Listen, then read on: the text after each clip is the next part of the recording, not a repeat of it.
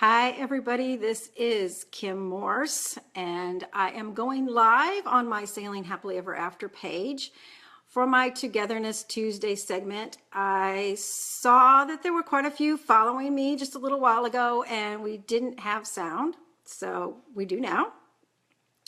So I want to thank you so much for joining me on these live broadcasts, and I invite you to comment, and I also invite you to subscribe and follow me on my page. So today we are going to be talking about a question that I had from a reader. So this person actually submitted their question on my relationship assessment. They got on, they took my relationship assessment, and they left a comment. And a lot of times people leave comments for me on that. And I always make a huge effort to answer every single comment that I get on my relationship assessment. It's really important to me that I do that.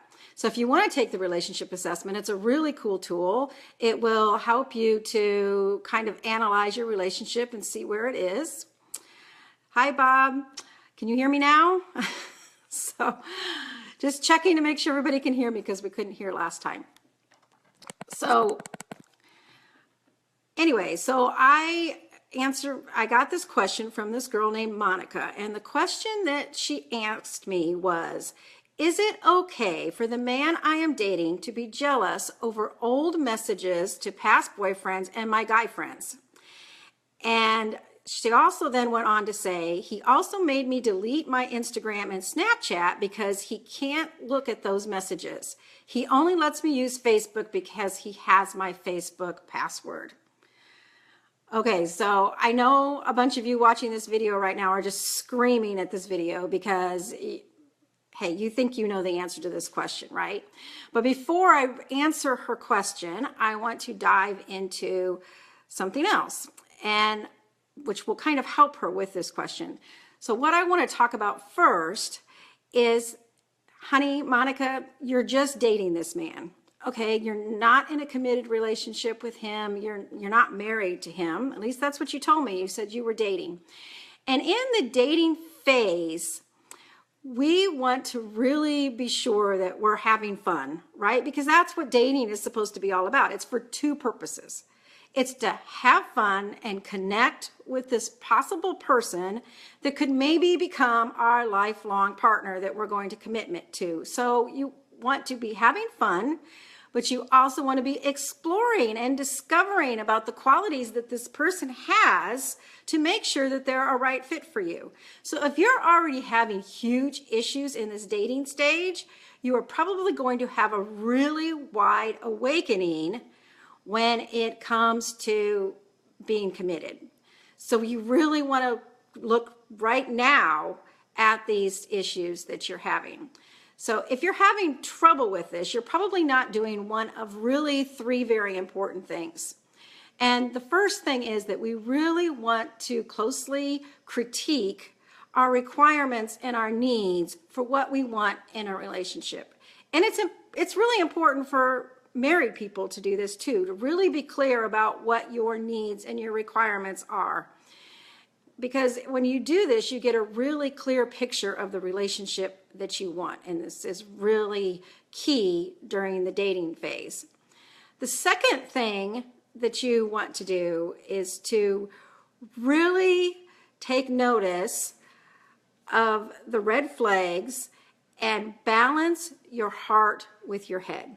Okay, this is sometimes really hard to do when you're in a relationship. The hardest time to look at requirements and needs is when you're in a relationship because you want to apply everything to that person. And when you're dating, you don't necessarily want to do that. You want to look at it with a clear head.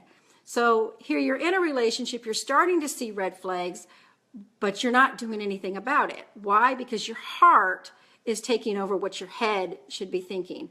And we want a really good balance there, right? So then the third thing, and Monica, please, you deserve to have a really good relationship, and I want you to believe that, okay?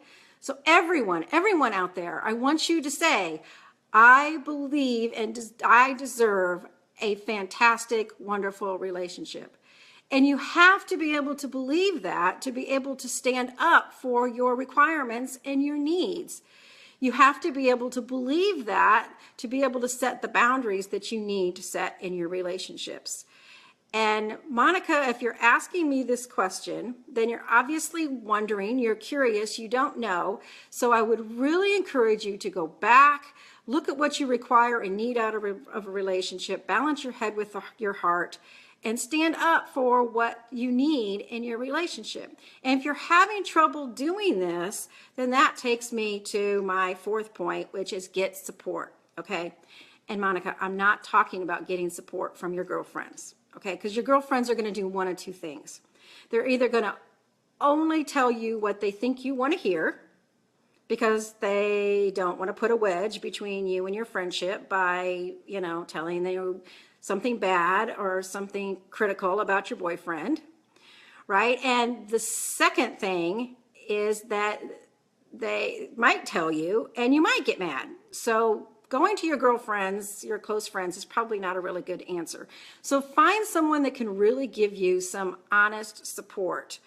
And, I offer free strategy sessions for anyone out there. If you have any questions or concerns in your relationship, schedule a free session. It really, truly is free, okay?